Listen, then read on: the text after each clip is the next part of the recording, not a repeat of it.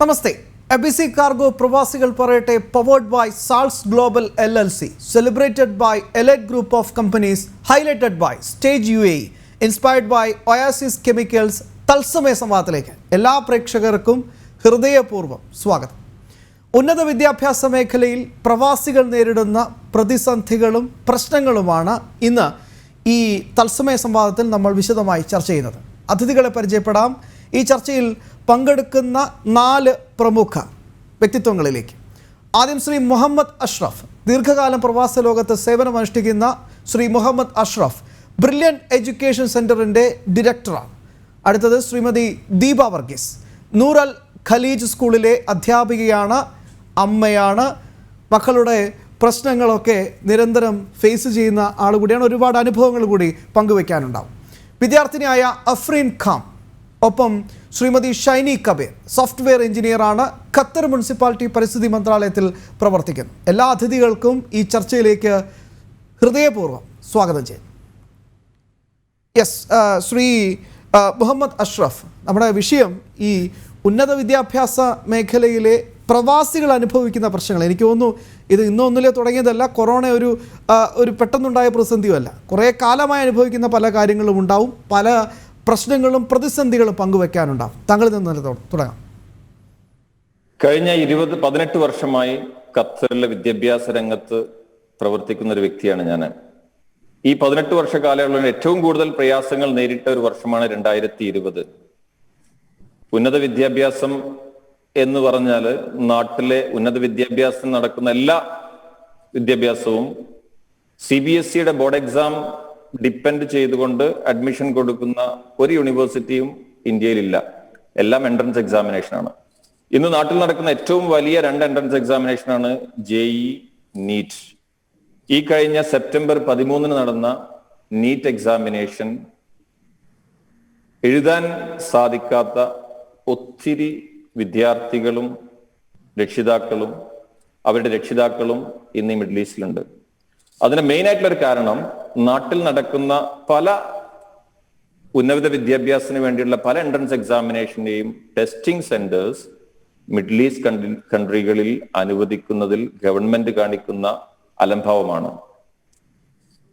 JEE entrance നാട്ടിലെ ഇന്ത്യയിലെ ഏറ്റവും വലിയ പ്രഗത്ഭ എഞ്ചിനീയറിംഗ് കോളേജുകൾ NIT, IIT എന്നീ കോളേജുകളിലേക്ക് നടക്കുന്ന എൻട്രൻസ് എക്സാമിനേഷനായ JEEക്ക് ടെസ്റ്റിംഗ് സെന്റേഴ്സ് അനുവദിച്ച നാഷണൽ ടെസ്റ്റിംഗ് ഏജൻസി, നീറ്റ് എന്നുള്ള ഇന്ത്യയിലെ ഏറ്റവും ഇമ്പോർട്ടൻ്റ് ആയിട്ടുള്ള എൻട്രൻസ് എക്സാമിനേഷന് വേണ്ടി മിഡിൽ ഈസ്റ്റ് കൺട്രികളിൽ ടെസ്റ്റിംഗ് സെന്റേഴ്സ് അനുവദിച്ചില്ല.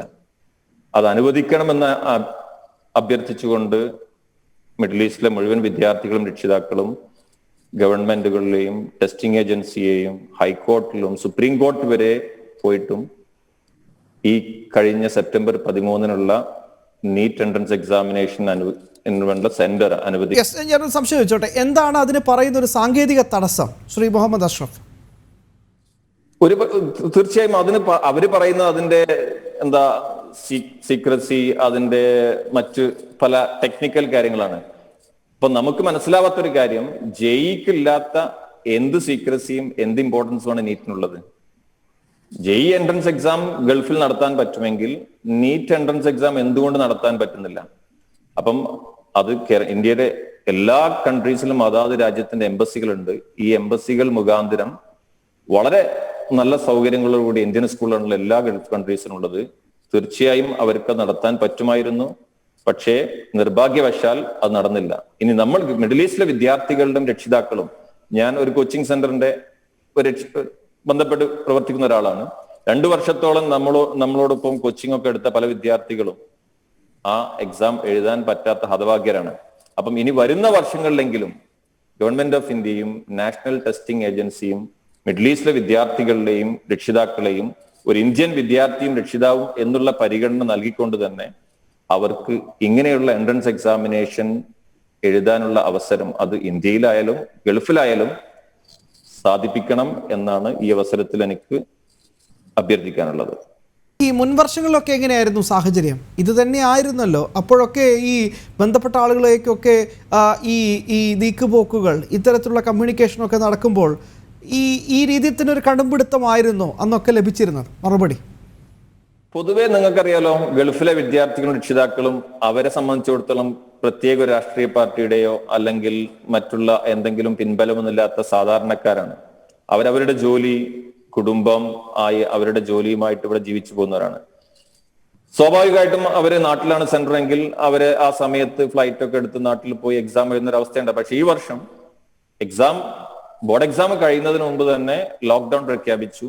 അതിനുശേഷം ആണ് ബോർഡ് എക്സാം തന്നെ ഇരുന്നത്. ആ ലോക്ക്ഡൌൺ പ്രഖ്യാപിച്ചതിന് ശേഷം ഈ നീറ്റ് എക്സാമിന് വേണ്ടി നാട്ടിലേക്ക് യാത്ര ചെയ്യാൻ പ്രായോഗികമായിട്ട് അവർക്ക് പറ്റാത്തൊരവസ്ഥയായിരുന്നു. അതുപോലും മനസ്സിലാക്കാതെയാണ് ഗവൺമെന്റ് ആ അവസരം നിഷേധിച്ചത്. അപ്പം എല്ലാ വർഷവും അവർ ബോർഡ് എക്സാം കഴിഞ്ഞ് നാട്ടിലേക്ക് യാത്ര ചെയ്യുമായിരുന്നു. അപ്പം നമ്മൾക്ക് ഇനി പറയാനുള്ളത്, ഭാവിയിലും ഇങ്ങനെ എന്തൊക്കെ പ്രശ്നങ്ങളൊക്കെ വരികയാണെങ്കിൽ അത് ഓവർകം ചെയ്യാൻ കഴിഞ്ഞ 2-3 വർഷമായിട്ട് ജെഇയുടെ സെന്ററുകൾ ഖത്തറിലും വിദേശ രാജ്യങ്ങളെല്ലാം അനുവദിച്ചിട്ടുണ്ട്. അതേ പ്ലാറ്റ്ഫോമിൽ നിന്നുകൊണ്ട് തന്നെ നീറ്റ് എൻട്രൻസ് എക്സാം എഴുതാനുള്ള അവസരവും ഗൾഫിലെ വിദ്യാർത്ഥികൾക്കും ഉണ്ടാക്കണമെന്നുള്ളതാണ്. എനിക്ക് മനസ്സിലാവുന്നില്ല എന്താണ് അതിനൊരു സാങ്കേതിക തടസ്സമെന്ന്. കാരണം വളരെ ജെന്യൂൻ ആയിട്ടുള്ള കാര്യമാണ് ശ്രീ മുഹമ്മദ് അഷ്റഫ് ചൂണ്ടിക്കാണിച്ചത്. കാരണം ഇത്രയും കുട്ടികളുടെ ഒരു ഭാവി വരെ തുലാസിലാക്കുന്ന രീതിയിലുള്ളൊരു നടപടി, അതിന് കേന്ദ്ര സർക്കാർ ആയാലും അല്ലെങ്കിൽ നാഷണൽ ടെസ്റ്റിംഗ് ഏജൻസി ആയാലും എന്താണ് അവർക്ക് മുന്നിലൊരു തടസ്സമെന്നാണ് മനസ്സിലാക്കാത്തത്. യെസ്, ശ്രീമതി ഷൈനി കബീർ, എന്താണ് ഈ വിഷയത്തിൽ കൂടുതലായി ഒരു വിലയിരുത്തലുള്ളത്? മിസ്റ്റർ ശ്യാം, പിന്നെ ഇവിടെയുള്ള ദീപ മാം, അഷ്റഫ് സർ, അഫ്രീൻ, എല്ലാവർക്കും അസ്സലാമു അലൈക്കും, ഗുഡ് ഈവനിങ്, നമസ്കാരം. എനിക്കിതിൽ പറയാനുള്ള, ഞാൻ പേഴ്സണലായിട്ട് അനുഭവിച്ചിട്ടുണ്ട്. എന്റെ മോളും ഇപ്രാവശ്യം 12th, എന്റെ മൂത്ത മോൾക്ക് 4 മക്കളുള്ളത്. മൂത്ത മോള് 12th എക്സാം കഴിഞ്ഞു. നീറ്റിന് വേണ്ടി അവള് ഇത്രയും എഫേർട്ട് എടുത്തു, പഠിച്ചു. അത്രയും പാഷനായിരുന്നു മെഡിസിന് ജോയിൻ ചെയ്യണം എന്നുള്ളത്. അപ്പൊ അത് പഠിച്ച് എഫേർട്ടൊക്കെ എടുത്തിട്ട് അവർക്ക് അത് എഴുതാൻ പറ്റുന്നില്ല എന്നുള്ള അവസ്ഥ വളരെ ഖേദകരമാണ്. ഇപ്പോ ഗവൺമെന്റിന് ഇപ്പൊ ഈ റിക്വസ്റ്റ് ഒക്കെ കൊടുത്തതിൽ ഞാൻ ഉൾപ്പെടെയുള്ള ഒരുപാട് പേരൻസ് ഉണ്ട്. ഞാൻ കൊടുത്തിരുന്നു. അതിൽ സാറ് പറഞ്ഞ പോലെ, അഷ്റഫ് സാറ് പറഞ്ഞ പോലെ. പക്ഷെ അത് ഗവൺമെന്റ് ഒന്ന് പരിഗണിച്ചില്ല. അതിനൊരു പോസിറ്റീവ് റെസ്പോൺസ് പോലും തന്നില്ല എന്നുള്ള വളരെ അൺഫോർച്ചുനേറ്റ് ആയിട്ടുള്ള ഒരു കാര്യമാണ്. അതിൽ എന്താണ് അവർക്ക് തടസ്സം എന്ന് നമുക്ക് എത്ര പറഞ്ഞാൽ ചിന്തിക്കാൻ പറ്റാത്തൊരു കാര്യം. സാറ് പറഞ്ഞ പോലെ ജെഇ എന്ന എക്സാമിനേഷൻ ഇവിടെ സെന്റർ കൊടുക്കാമെങ്കിൽ എന്തുകൊണ്ട് നീറ്റിന് ഇവിടെ സെന്റർ കൊടുക്കാൻ പറ്റില്ല? ആ ചോദ്യം ഞങ്ങൾ ചോദിച്ചതാ. പക്ഷെ അതിന് ഒരു ആൻസറും വന്നിട്ടില്ല. അതിന് റെസ്പോൺസ് പോസിറ്റീവ് എന്നല്ല, ഒരു റെസ്പോൺസും അവരുടെ ഭാഗത്തു നിന്ന് ഉണ്ടായില്ല എന്നതാണ് സത്യം. ഈ സീക്രസിയുടെ കാര്യം പറയുന്നു. ഈ സീക്രസി എങ്ങനെയാണ് ഇവിടെ വയലേറ്റ് ചെയ്യപ്പെടുന്നതെന്ന് എനിക്ക് മനസ്സിലാകുന്നില്ല. കാരണം ഇപ്പോൾ ഒരു ചോദ്യപേപ്പർ പൊട്ടിക്കുന്നത് സീക്രസിയെ പറ്റി പറയുകയാണെങ്കിൽ ഇവിടെ PSC എക്സാം നടത്തിയിട്ട് വലിയ സീക്രസി ആണല്ലോ ഉള്ളത്. അങ്ങനെ കുറേ പ്രശ്നങ്ങളൊക്കെ ഇവിടെ കിടപ്പുണ്ട്. അതവിടെ നിൽക്കട്ടെ. എന്തായാലും ഈ എംബസികൾ വഴി ഇത് നടത്തുമ്പോൾ സ്വാഭാവികമായിട്ട് ഈ സീക്രസി വയലേറ്റ് ചെയ്യപ്പെടുന്നില്ലല്ലോ. ഈവൻ എംബസി അപ്രോച്ച് ചെയ്തിരുന്നു. പക്ഷെ എംബസിന്ന് ഒരു റെസ്പോൺസ് ഉണ്ടായിട്ടില്ല ഇതിനെ കുറിച്ച്. അവരെന്താണ് അതിന്റെ എന്ന് പറഞ്ഞിട്ടില്ല. ഇപ്പം സാർ പറഞ്ഞ പോലെ ഞങ്ങൾക്ക് ഈ അവസരത്തിൽ ഞങ്ങൾ ആവശ്യമാണ്, ഞങ്ങൾ റൈറ്റ് ആണ് അത്. ഞങ്ങൾക്കറിയാം മിഡിൽ ഈസ്റ്റിൽ ഒരുപാട് കുട്ടികളുണ്ട്. മിഡിൽ ഈസ്റ്റ് മാത്രമല്ല, എനിക്ക് പറയാനുള്ളത് എല്ലായിടത്തും പരിഗണിക്കണം. US ആയാലും UK ആയാലും എല്ലായിടത്തും ഇത് പരിഗണിച്ച് ആ കുട്ടികൾക്ക് ഈ അവസരം കൊടുക്കണം. ഷൈനി കബീർ, താങ്കൾ ഈ ഒരു മിനിസ്ട്രിയുമായി ബന്ധമുള്ള ഒരാളാണെന്നാണ് ഞാൻ മനസ്സിലാക്കുന്നത്. എനിക്ക് അതിൻ്റെ സാങ്കേതിക വശമൊന്നും കൃത്യമായിട്ട് അറിയില്ല. സ്വാഭാവികമായിട്ടും നമുക്ക് മറ്റ് ചില പ്ലാറ്റ്ഫോമുകളുണ്ടല്ലോ. ഇപ്പോൾ നോർക്കയൊക്കെ അവിടെ പ്രവാസികൾക്ക് വേണ്ടി അഹോരാത്രം പ്രയത്നിക്കുന്നു എന്നൊക്കെയാണ് ഇവിടെ ഞങ്ങൾക്ക് തരുന്ന ഒരു ഫീഡ്ബാക്ക്. അപ്പോൾ നമുക്ക് ആ വഴി ഒന്ന് ശ്രമിച്ചു നോക്കാം. അങ്ങനെ തോന്നിയിരുന്നു. അങ്ങനെ ശ്രമിച്ചപ്പോൾ എന്തെങ്കിലും ഒരു പോസിറ്റീവായിട്ട് അവരുടെ ഭാഗത്ത് നിന്ന് ലഭിച്ചോ? എന്താണ് ആ ഒരു അനുഭവം? ഫസ്റ്റ് ഓഫ് ഓൾ നമ്മൾ ഇന്ത്യൻ ഗവൺമെന്റിന്റെ ഭാഗത്ത് നിന്ന് ഒരു ഇനിഷ്യേറ്റീവ് ഉണ്ടാവണം. എന്നിട്ട് അവരിവിടെ അപ്രോച്ച് ചെയ്യണം. എന്നാലല്ലേ ഇവിടെ നിന്ന് മുന്നോട്ട് പോവുള്ളൂ. അവര് തന്നെ അതിനൊരു റെസ്പോൺസും എടുത്തില്ലെങ്കിൽ, ഒരു ആക്ഷനും എടുത്തില്ലെങ്കിൽ പിന്നെ ഇവർക്കൊന്നും ചെയ്യാനില്ല അതിന്. അല്ല, ഞാൻ ഉദ്ദേശിക്കുന്നത് ഖത്തർ അല്ലെങ്കിൽ ദോഹ മിനിസ്ട്രിയുമായി ബന്ധപ്പെട്ടല്ല. കാരണം അവർക്ക് ഇവിടുന്ന് ഒരു പോസിറ്റീവായിട്ടുള്ള വന്നു കഴിഞ്ഞാലേ അവർക്ക് എന്തെങ്കിലും ചെയ്യാൻ, ഒരു പക്ഷേ അവർക്ക് ആഗ്രഹം കാണും. പക്ഷേ ഇവിടുന്ന് ഒരു പോസിറ്റീവായിട്ടുള്ള ഒരു കമ്മ്യൂണിക്കേഷൻ ഇല്ലാതെ അവർക്കൊന്നും ചെയ്യാൻ കഴിയില്ല. അത് സാധാരണമാണ്. ഞാൻ ചോദിക്കുന്നത് മറ്റ് ചില പ്ലാറ്റ്ഫോമുകൾ, ഇപ്പോൾ നോർക്കയുണ്ട്, ലോക കേരള സഭയുണ്ട്, മറ്റ് ചില പ്ലാറ്റ്ഫോമുകളുണ്ട്, കേരള സർക്കാരിൻ്റെ പല പ്ലാറ്റ്ഫോമുകളുണ്ട്. അപ്പോൾ സ്വാഭാവികമായിട്ടും അതുവഴി ഇപ്പോൾ മുഖ്യമന്ത്രിയുടെ അടുത്ത് എത്തിക്കുക, മുഖ്യമന്ത്രിയെ കൊണ്ട് പ്രധാനമന്ത്രി കാണുമ്പോൾ ഈ വിഷയം ഒന്ന് ഉന്നയിക്കുക, ആ രീതിയിലുള്ള ഒരു ശ്രമം നടന്നിരുന്നു. സ്വാഭാവികമായിട്ടും ശ്യാം, ഇത് യെസ് യെസ് പറയൂ അഷ്റഫ്, പറയൂ. നോർക്ക കേരള ഗവൺമെന്റിനും ഇതിന് കാര്യമായിട്ടൊന്നും ചെയ്യാനില്ല. നമ്മൾ പിന്നെ കേരള ഗവൺമെന്റിന്റെ റിക്വസ്റ്റും നോർക്കയുടെ റിക്വസ്റ്റും ശശി തരൂർ MP യുടെ റിക്വസ്റ്റും ഒക്കെ നമ്മൾ NTA-ക്ക് അവരുടെ ലെറ്റർ ഹെഡിലൊക്കെ ഫോർവേഡ് ചെയ്താണ്. പക്ഷേ NTA എന്നുള്ള അൾട്ടിമേറ്റ് ഡിസിഷൻ മേക്കറാണ്. അവരാണ് സുപ്രീം കോടതിയിൽ പറഞ്ഞത് ഈ കേസ് സുപ്രീം കോടതി വരെ വേർഡിക്റ്റ് വന്നാണ് നടത്താൻ പറ്റില്ല എന്ന്, മിഡിൽ ഈസ്റ്റിൽ സെന്റർ അനുവദിക്കാൻ പറ്റില്ല എന്ന് പറഞ്ഞത് മിസ്റ്റർ ഹാരിസ് ബീരാൻ സുപ്രീം കോടതി വരെ ഇതിനു വേണ്ടി കേസ് നടത്തിയതാണ്. പക്ഷെ അൾട്ടിമേറ്റ്ലി NTA പറയാണ് ഈ എക്സാം നമുക്ക് അവിടെ നടത്താൻ സാങ്കേതിക ബുദ്ധിമുട്ടുണ്ട് എന്ന് പറഞ്ഞാൽ പിന്നെ സുപ്രീം കോടതി വേർഡിക്റ്റ് അതാണ് ഫൈനൽ വേർഡിക്റ്റ്. അപ്പം കേരള ഗവൺമെന്റോ അല്ലെങ്കിൽ ഏതെങ്കിലും സ്റ്റേറ്റ് ഗവൺമെന്റോ ഇതിൽ ഇടപെടുന്ന പരിധികളുണ്ട്. ഇത് ചെയ്യേണ്ടത് national testing agency or the ministry human കേന്ദ്ര ഗവൺമെന്റ് വിദ്യാഭ്യാസ വകുപ്പാണ് ഇത് ചെയ്യേണ്ടത്. അപ്പൊ അവർക്ക് ചെയ്യാൻ മാത്രമേ ഇതിൽ വേറെ ആളുകൾക്ക് ആർക്കും ഇതിൽ യാതൊരു റോളും ഇല്ല. യെസ്, എന്തായാലും അതെന്താണെന്നാണ് മനസ്സിലാക്കുന്നത്. യെസ്, ഇനി വിദ്യാർത്ഥിയുടെയും ഒപ്പം തന്നെ അധ്യാപികയുടെയും അമ്മയുടെയും ഒക്കെ അനുഭവങ്ങൾ കൂടി ശ്രീമതി ദീപ വർഗീസ് പറയും. എല്ലാവർക്കും നമസ്കാരം. 2020 പരീക്ഷ എഴുതിയ ഒരു കുട്ടിയുടെ അമ്മയാണ് ഞാൻ. അതോടൊപ്പം തന്നെ ഒരു നീറ്റിന്റെ മറ്റൊരു രക്തസാക്ഷി. ഞാൻ അങ്ങനെ തന്നെ ആ വേർഡ് തന്നെ യൂസ് ചെയ്യാനാണ് ആഗ്രഹിക്കുന്നത്. അതായത് എൻ്റെ മകൻ നീറ്റിന് വേണ്ടിയിട്ട്, അതായത് നാട്ടിലെ മെഡിസിന് ഒരുപാട് ആഗ്രഹിച്ചിരുന്നു, മെഡിസിൻ ചെയ്യാൻ വേണ്ടിയിട്ട് ആഗ്രഹിച്ചിരുന്നു. പക്ഷേ അവന് സാഹചര്യങ്ങൾ അനുകൂലം അല്ലാത്തതുകൊണ്ട് ഈ 2020 നീറ്റ് എഴുതാൻ പറ്റിയില്ല. അതിന് ഏറ്റവും ഞാൻ ഉൾപ്പെടുന്ന ഒരുപാട് പാരന്റ്സ് നമ്മൾ ആദ്യം കേരള ഹൈക്കോടതിയിലും അതോടൊപ്പം തന്നെ പിന്നീട് സുപ്രീം കോടതിയിൽ വരെ ഇതിനു വേണ്ടിയിട്ട് ഒരു അനുകൂലമായിട്ടുള്ള ഒരു വിധി കിട്ടാൻ വേണ്ടിയിട്ട് പോയിരുന്നു. എന്നിട്ടും നമുക്ക് പ്രതികൂലമായിട്ടുള്ള ഒരു വിധിയാണ് കിട്ടിയത്. അതിന് അവര് കാരണം പറഞ്ഞത് ഖത്തറിലോ ഏതെങ്കിലും ഒരു GCC കൺട്രിയിലോ നീറ്റിന് ഒരു സെന്റർ അനുവദിക്കണമെങ്കിൽ അതിന് ലോജിസ്റ്റിക്സ് പ്രശ്നമാകുമെന്നാണ് പറഞ്ഞത്. പക്ഷേ JEE-യുടെ എക്സാംസ്, മെയിൻ എക്സാംസും CBSE എക്സാംസും സെയിം ടൈം ഇന്ത്യയിലും ഖത്തറിലും അല്ലെങ്കിൽ ഏതെങ്കിലും GCC കൺട്രീസിലെല്ലാം തന്നെ ഒരേ സമയത്ത് തന്നെയാണ് നടത്തുന്നത്. പക്ഷെ നീറ്റിന് മാത്രം ആ സമയമോ അതിന് ഉള്ള മറ്റു സാങ്കേതിക പ്രശ്നങ്ങൾ എന്താണെന്നും മനസ്സിലാകുന്നില്ല. അപ്പൊ ഇങ്ങനെയുള്ള ഒരു പ്രത്യേക സാഹചര്യത്തിൽ എൻ്റെ മോന് ഞാൻ ഇന്ത്യക്ക് പുറത്ത്, അതായത് ഒരു യൂറോപ്യൻ കൺട്രിയിൽ മെഡിസിന് അഡ്മിഷന് നിർബന്ധിതയാകുകയാണ്. ഞാനും എൻ്റെ ഹസ്ബൻഡും അതിന് നിർബന്ധിതരാകുകയാണ്. ഞങ്ങൾക്ക് എഴുതാൻ പറ്റിയില്ല. പിന്നെ പെട്ടെന്ന് നമ്മളൊരു പ്രവാസികള് പെട്ടെന്നൊരു വന്ദേ മാതരം പോലത്തെ ഫ്ലൈറ്റ് എടുത്ത് പോവുകയാണെങ്കിൽ തന്നെയും എന്റെയും ഹസ്ബൻഡിന്റെയും വീട്ടില് 65+ പാരന്റ്സ് ഉള്ള വീടാണ്. ഞങ്ങൾക്ക് കുട്ടീനെ വിടാൻ പറ്റില്ലായിരുന്നു. അതുകൊണ്ട് എൻ്റെ മകന് എഴുതാൻ പറ്റിയില്ല. ഈ 2020 നീറ്റ് എക്സാം എഴുതാൻ പറ്റിയില്ല. അത് കഴിഞ്ഞ് ഇപ്പൊ മകൻ പുറത്താണ് പഠിക്കാൻ പോകുന്നത്. അവന് എക്സാം ഈ കൊല്ലം നീറ്റ് എഴുതാത്ത കുട്ടിക്ക് ഇന്ത്യയിൽ പ്രാക്ടീസ് ചെയ്യണമെങ്കിൽ അടുത്ത കൊല്ലം നീറ്റ് എഴുതണമെന്ന് മറ്റൊരു റൂള് MCA വെച്ചിട്ടുണ്ട്. നീറ്റിന്റെ ക്വാളിഫൈ മാർക്ക് മാത്രം മതി. അതായത് ഏകദേശം 132 മാർക്കാണ് 720 ക്വാളിഫൈ ചെയ്യാൻ വേണ്ട മാർക്ക്. ഒരു 95% CBSEക്ക് കിട്ടുന്ന കുട്ടിക്ക് ഈ ക്വാളിഫൈ മാർക്ക്, അതായത് 136 or 132 മാർക്ക് കിട്ടാൻ അത്ര ബുദ്ധിമുട്ടുള്ള കാര്യമൊന്നുമല്ല. പക്ഷേ ഒരു ഇന്ത്യക്ക് പുറത്ത് പഠിക്കാൻ പോകുന്ന ഒരു കുട്ടി ഒരു ദിവസം എക്സാം, ഒരു 3 മണിക്കൂർ നേരത്തെ എക്സാമിന് വേണ്ടി അടുത്ത വർഷം ഇത് വരണം എന്ന് പറഞ്ഞു കഴിഞ്ഞാൽ അത് വീണ്ടും ഒരു ബുദ്ധിമുട്ടിലോട്ട് തന്നെയാണ് നയിക്കുന്നത്. അതോടൊപ്പം തന്നെ നമുക്ക് GCC രാജ്യങ്ങളിലുള്ള കുട്ടികൾക്ക് നാട്ടിലുള്ള കുട്ടികളുടെ അത്രയും ഡിഫറെന്റ് ടൈപ്സ് ഓഫ് എക്സാംസ് കിട്ടുന്നില്ല. ഇപ്പൊ ഒരു ഐസറിന്റെ ആയാലും ഒളിമ്പിയാഡ്സ് ആയാലും അങ്ങനത്തെ ഉള്ള എക്സാംസ് ഒന്നും തന്നെ കിട്ടുന്നില്ല. നമ്മളുടെ കുട്ടികൾക്ക് കപ്പാസിറ്റി ഉണ്ട്, പക്ഷേ അവർക്ക് ആ എക്സാംസിന്റെ ഓപ്പർച്യൂണിറ്റീസ് കിട്ടുന്നില്ല. ഓപ്പർച്യൂണിറ്റീസ് കിട്ടിയാൽ മാത്രമല്ലേ അവർക്ക് ഒരു പ്രൂവ് ചെയ്യാൻ പറ്റുള്ളൂ. അവരെന്താണ്, അവരുടെ ലെവൽ എന്താണെന്ന് അവർക്ക് പ്രൂവ് ചെയ്യണമെങ്കിൽ ഓപ്പർച്യൂണിറ്റീസ് കിട്ടിയാൽ മാത്രമേ പറ്റുള്ളൂ. അതിന് ഇന്ത്യൻ ഗവൺമെന്റും MCIയും NTA-യും എന്റെ മകന് കിട്ടിയില്ലെങ്കിലും അടുത്ത വർഷത്തെങ്കിലും കുട്ടികൾക്ക് കിട്ടണമെന്ന് എനിക്ക് അതിയായ ആഗ്രഹമുണ്ട്. ഖത്തറിൽ ഒരു നീറ്റ് സെന്റർ വരണമെന്ന്. യെസ്, എന്തായാലും വലിയൊരു ആഗ്രഹം തന്നെയാണ്, എല്ലാവരും ആഗ്രഹിക്കുന്ന നിലപാട് തന്നെയാണ്. പെട്ടെന്ന് തിരിച്ചെത്താൻ ഒരു ഇടവേളയ്ക്ക് ശേഷം ഫ്രീൻ പറയൂ. നമസ്കാരം,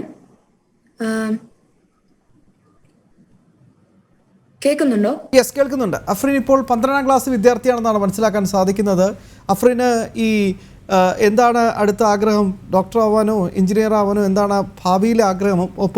ഒപ്പം മുന്നിൽ നിൽക്കുന്ന ചില പ്രശ്നങ്ങൾ. ഞാൻ ആക്ച്വലി ഒരു JEE ആസ്പിരന്റ് ആണ്. പക്ഷെ ഞാൻ നീറ്റും അറ്റംപ്റ്റ് ചെയ്യുന്നതായിരിക്കും. അപ്പോ ഇപ്പോ അഷ്റഫ് സാർ പറഞ്ഞെടുക്കും, ഷൈനി മാം പറഞ്ഞെടുക്കും, ദീപ മാം പറഞ്ഞെടുക്കും. ഇപ്പൊ ഈ കോവിഡിന്റെ സമയത്ത് നീറ്റ് എക്സാം സെന്റേഴ്സ് കുട്ടികൾക്ക് അറ്റംപ്റ്റ് ചെയ്യാൻ പറ്റുന്നില്ല എന്നതിൽ അതിനു മുമ്പ് തന്നെ ഈ NRI സ്റ്റുഡൻസ് ഭയങ്കര ഡിസ്ക്രിമിനേറ്റഡ് ആണ് ഇന്ത്യൻ സ്റ്റുഡൻസ് കമ്പയർ ചെയ്യുമ്പോഴേ. ഫോർ എക്സാമ്പിൾ NRI സ്റ്റുഡൻസിന് അവര് ഭയങ്കര എന്താ പോഷ് ആയിട്ടുള്ളൊരു ലൈഫിലാണ് ജീവിക്കുന്നത് എന്നൊക്കെ ഒരു ചിന്താഗതിയുണ്ട്. അപ്പം അതുപോലെ തന്നെ ഇപ്പം ഒരു NRI സ്റ്റുഡന്റ് ഇപ്പം മെറിറ്റിൽ എഴുതി കിട്ടിയാലും തന്നെ അവര് ക്യാപിറ്റേഷൻ കൊടുത്തല്ലാതെ അവർക്ക് സീറ്റ് കിട്ടത്തില്ല. അപ്പം അങ്ങനെ ഒരു ഡിസ്ക്രിമിനേഷന്റെ കാര്യം വരുന്നില്ല. ഇപ്പോ പറഞ്ഞ കണക്ക് തന്നെ ഈ KVPY എന്ന ഒരു എക്സാം അത് ഈ വർഷം അടുത്ത വർഷം January 31 നടത്തുന്ന ഒരു എക്സാം ആണ്. അപ്പം അത് നമ്മൾ എഴുതണമെങ്കിലും തന്നെ നമ്മുടെ സ്കൂളിന്റെ സമയം കട്ട് ചെയ്ത് നമ്മൾ ട്രാവൽ ചെയ്തിട്ട് വേണം ആ ഒരു എക്സാം എഴുതാൻ. ഇപ്പൊ ഈ കോവിഡിന്റെ സമയമാകുമ്പോൾ അത് പോയി എഴുതാൻ പറ്റി തിരിച്ചു വരാൻ പറ്റുമെന്ന് പോലും സംശയകരമാണ്. കാരണം നമ്മുടെ ബോർഡ് എക്സാം സെന്റർ ഇവിടെയാണ്. അപ്പൊ നമ്മൾ അവിടുത്തെ ക്വാറന്റീനും ഇവിടെയും അതേപോലെ സമയം ചെലവഴിച്ച് തിരിച്ചു വരുമ്പോഴേക്കും എക്സാം എഴുതാൻ പറ്റുമോ ഇല്ലെന്ന്, ഫ്ലൈറ്റ് പോലും ഉണ്ടോ ഇല്ലെന്ന് അറിയത്തില്ല. പിന്നെ വേറൊരു ഇമ്പോർട്ടന്റ് ആയിട്ടുള്ള കാര്യം എന്തെന്ന് വെച്ചാൽ ഇവിടുത്തെ കുട്ടികളെല്ലാം ഇവിടുത്തെ സ്കൂളും എല്ലാം കുട്ടികളെ പഠിപ്പിക്കുന്നത് ബോർഡ് എക്സാമിന് എക്സൽ ചെയ്യാൻ വേണ്ടിയിട്ടാണ്. ബോർഡ് എക്സാം ആണ് ഇവിടെ അവര് മെയിൻ ആയിട്ട് ഫോക്കസ് ചെയ്യുന്നത്.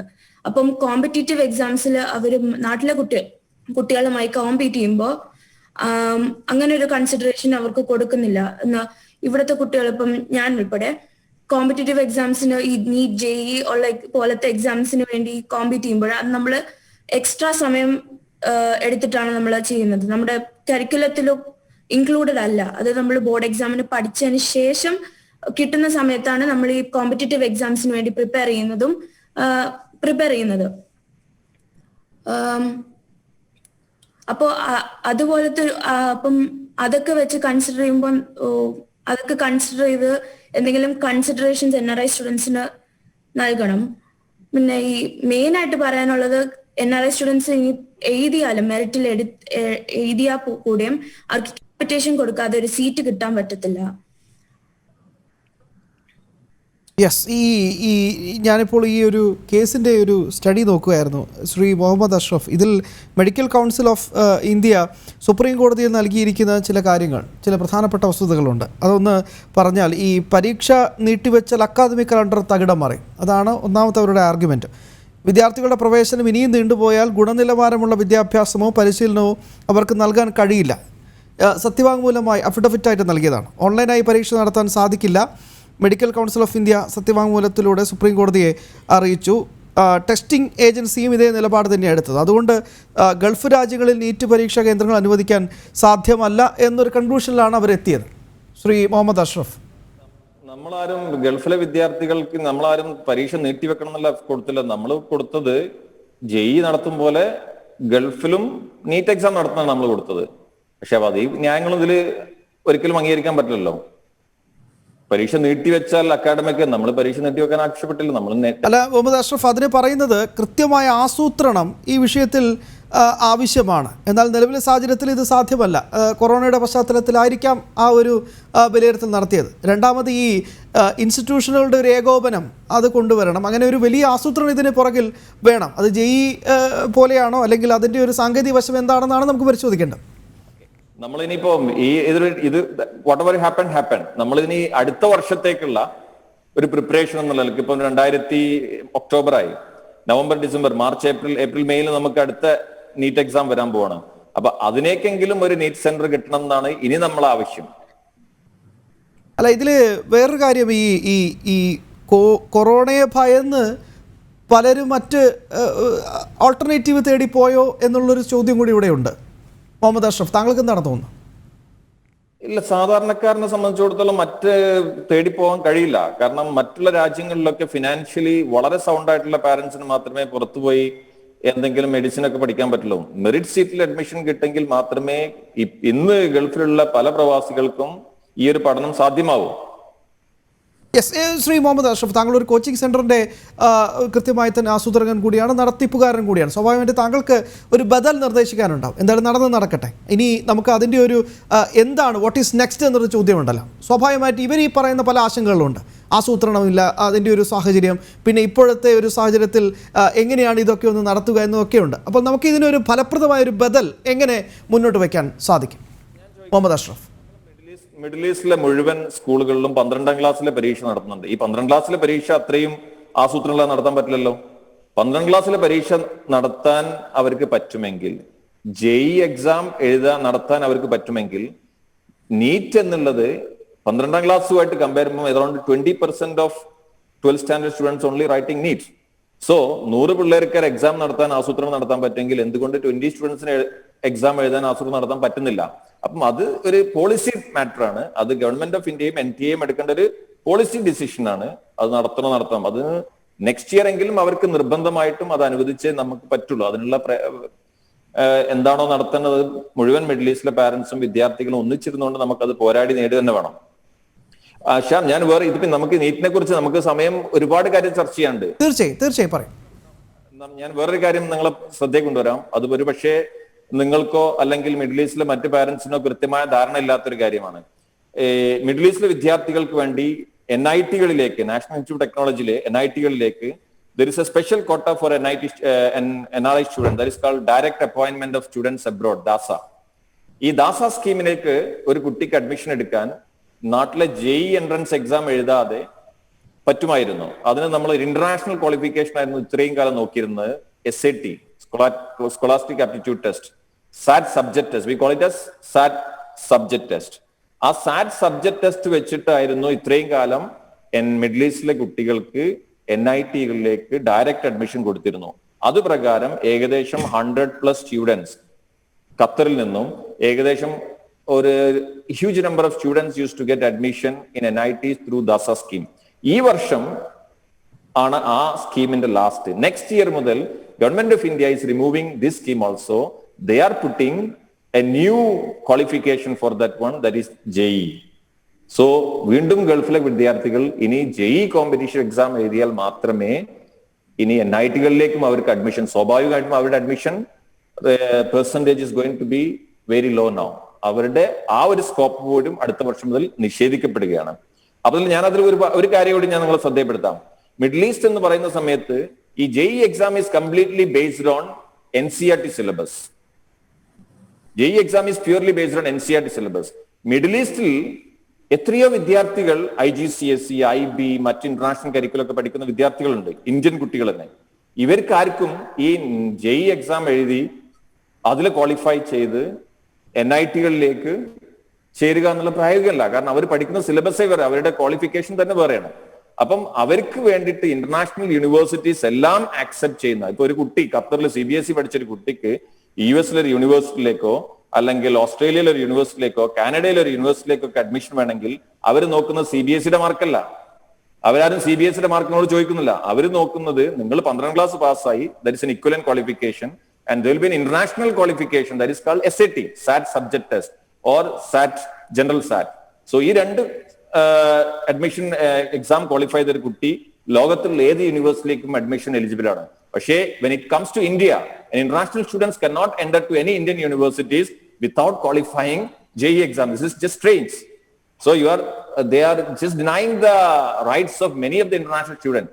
But unfortunately, this issue is not brought to anyone, any concerned authorities yet. But 2020 students can enter to NITs through SAT. But 2021 students cannot enter to NIT through SAT.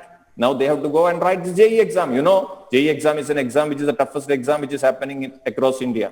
So this is one of the another serious issue which we should address in all common platforms. Yes, അത് വളരെ serious ആയിട്ടുള്ളൊരു നിരീക്ഷണം തന്നെയാണ്. ശ്രീമതി ഷൈനി കബീർ ഈ കരിക്കുലത്തിൻ്റെ കാര്യം പറഞ്ഞു. സ്വാഭാവികമായിട്ടും അവിടെയുള്ള പ്രവാസി കുട്ടികളെ സംബന്ധിച്ചിടത്തോളം അവരെ എങ്ങനെയാണ് ഈ എൻട്രൻസ് എക്സാമിനേഷൻ, അതായത് ഈ പരീക്ഷകൾക്കൊക്കെ അവരെ ഒന്ന് തയ്യാറാക്കിയെടുക്കേണ്ടത്? ആ രീതിയിൽ എങ്ങനെയാണ് ഒരു ശ്രദ്ധ കൂടുതൽ വേണ്ടത്?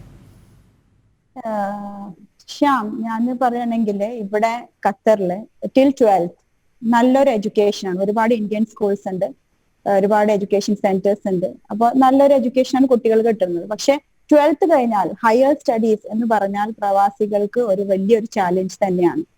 ഒന്നാമത് യൂണിവേഴ്സിറ്റീസ് വളരെ കുറവാണ് ഇവിടെ. ഖത്തർ ഫൗണ്ടേഷൻ, ഖത്തർ യൂണിവേഴ്സിറ്റി, പിന്നെ അതിൽ അസോസിയേറ്റ് ചെയ്ത കുറച്ച് US UK യൂണിവേഴ്സിറ്റീസ് ഉണ്ടാവും. അതിലെന്ന് വെച്ചാൽ ലിമിറ്റഡ് സീറ്റ്സ് ആണ്. ലിമിറ്റഡ് സീറ്റ്സ് അതിലും അവര് കാറ്റഗറൈസ് ചെയ്യുന്നത് ഫസ്റ്റ് ഖത്തറീസിനാണ് അവർ കൊടുക്കുന്നത്. സെക്കൻഡ് ഇവിടെ ജനിച്ച കുട്ടികൾക്ക്, ഖത്തറിൽ ജനിച്ച. തേർഡ് അറബ് സ്പീക്കിംഗ് കുട്ടികൾ. ഇവിടെ ഒരുപാട് വേറെ നാഷണാലിറ്റീസ് ഉണ്ട്, സുഡാൻ, ഈജിപ്റ്റ്, ജോർഡാൻ എന്നൊക്കെ പറഞ്ഞു. അപ്പൊ അവർക്ക് അതൊക്കെ കഴിഞ്ഞ് അതൊക്കെ ഫിൽറ്റർ ചെയ്ത് ഫണൽ ചെയ്തിട്ടാണ് എത്തുന്നത് ഈ നമ്മളെ പോലെയുള്ള സാധാരണ ഇന്ത്യക്കാർക്ക്. ഇനിയിപ്പോ അവർക്ക് അങ്ങനെ കിട്ടുന്ന ചാൻസ് വളരെ വളരെ വളരെ റയർ ആണ്. ഇനിയിപ്പോ കിട്ടിക്കഴിഞ്ഞാലും അത് ഭയങ്കര എക്സ്പെൻസീവ് ആണ്, അവർക്ക് അഫോർഡ് ചെയ്യാൻ പറ്റില്ല. പിന്നെ കോഴ്സസിന്റെ റേഞ്ച്, കോഴ്സസ് ഒക്കെ ചോയ്സ് ഒക്കെ വളരെ കുറവാണ്, കൂടുതലില്ല, വളരെ കുറവ്. ഇപ്പൊ 12th കഴിഞ്ഞു കഴിഞ്ഞാൽ വളരെ കൺസേൺ ആയിട്ടുള്ള ഒരു കാര്യം എന്ന് വെച്ചാൽ ഒന്നെങ്കിൽ കുട്ടികളെ ഇന്ത്യയിൽ പറഞ്ഞയക്കണം, അല്ലെങ്കിൽ പിന്നെ UK, US, ഓസ്ട്രേലിയ, മലേഷ്യ അങ്ങനെ അബ്രോഡ് പറഞ്ഞയക്കണം. അതിന് അത്രയും അഫോർഡ് ചെയ്യാൻ പറ്റുന്ന പേരൻസിനെ പറ്റുള്ളൂ, അത്രയും ഹൈ സാലറി വാങ്ങുന്ന പേരൻസിനെ പറ്റൂ. പിന്നെ അല്ലെങ്കിൽ പിന്നെ ഇവിടെ ഉള്ള ഏതെങ്കിലും ഒരു ഡിപ്ലോമ കോഴ്സിന് അത്രയും ഹൈലി ടാലന്റഡ് ആയിട്ടുള്ള അത്രയും കുട്ടികള് നാട്ടിൽ പോകാൻ പറ്റാതെ ഇവിടെ ഒരു ചെറിയ ഡിപ്ലോമ കോഴ്സിന് അവർക്ക് സെറ്റിൽ ആവേണ്ടി വരുന്നത്. അങ്ങനത്തെ ഉള്ള അവസ്ഥയാണ് ഇവിടെ. പിന്നെ മെയിൻ ചാലഞ്ച് എന്ന് വെച്ചാൽ ഇവിടുത്തെ കുട്ടികൾ, ഞാനൊക്കെ പഠിച്ചതെന്ന് വെച്ചാൽ ബോംബെയിലായിരുന്നു. ബോംബെയിലെ സ്കൂളിൽ പഠിച്ച കാരണം എനിക്ക് ഒരുപാട് എക്സ്പോഷ്യർ ഉണ്ട്.